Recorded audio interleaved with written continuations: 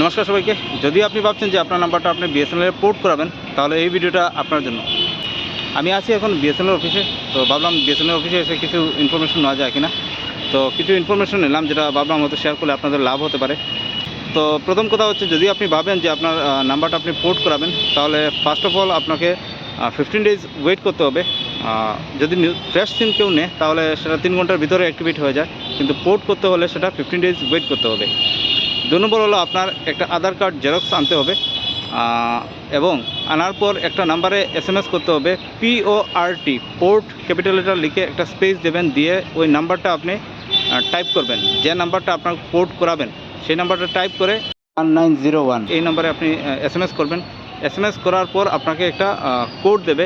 সেই কোডটা আধার কার্ডের যে জেরক্স থাকবে সেই জেরক্সের মধ্যে লিখবেন, আপনার ফোন নাম্বার লিখবেন, লিখে জমা দেবেন। এবার আপনার ফিঙ্গারপ্রিন্ট নেওয়া হয়, আর আপনার লাইভ ফটো একটা নেওয়া হয়। সেই লাইভ ফটো এবং ফিঙ্গারপ্রিন্ট নেওয়ার পর আপনার কাছ থেকে 250 রুপিস রাখা হবে চার্জ বাবদ। সেই 250 রুপিসের বিনিময়ে আপনাকে একটা সিম দেওয়া হবে, এবং ফ্যাসিলিটি যেটা থাকবে, ফ্যাসিলিটিটা হচ্ছে ফার্স্ট 15 ডেজ পরে তো এটা অ্যাক্টিভেট হবে। সেই 15 ডেজ পরে আপনার সিমের মধ্যে 45 ডেজের জন্য আনলিমিটেড ইনকামিং এবং আউটগোয়িং থাকবে, আর পার ডে 2 GB করে ডাটা থাকবে। আচ্ছা, এবার প্রশ্ন হচ্ছে, যদি data is your only priority, তাহলে কিন্তু বিএসএনএল আপনার জন্য একটু সমস্যা হতে পারে। কারণ বিএসএনএলে এখন 3G সার্ভিস, 4G সার্ভিস এখনও আমাদের শিলচরে আসেনি।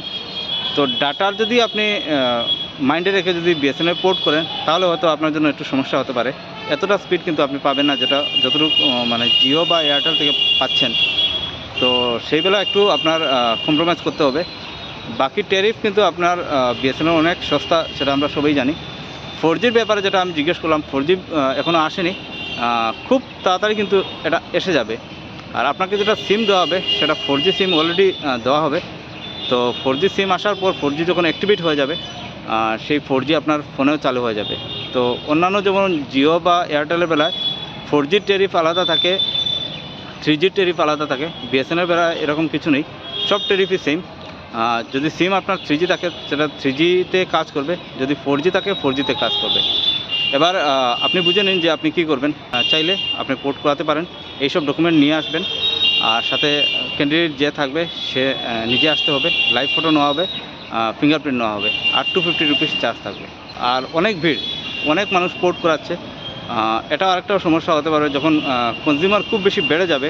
অলরেডি বিএসএনএল একটু স্লো, তারপর আরও বেশি স্লো হবে, সেটা সত্যি কথা। তো স্পিডের বেলায় কিন্তু আপনাকে কম্প্রোমাইজ করতেই হবে। ট্যারিফ কিন্তু আপনি অনেক সস্তা পেয়ে যাবেন বিএসএনএল, সেটা 100%। এবার আপনি বুঝে নেন, যদি আপনি কম্প্রোমাইজ করতে পারেন, তাহলে অফকোর্স আপনি বিএসএনএল পোর্ট করতে পারেন। ধন্যবাদ। যদি ভালো লাগে শেয়ার করে দেবেন।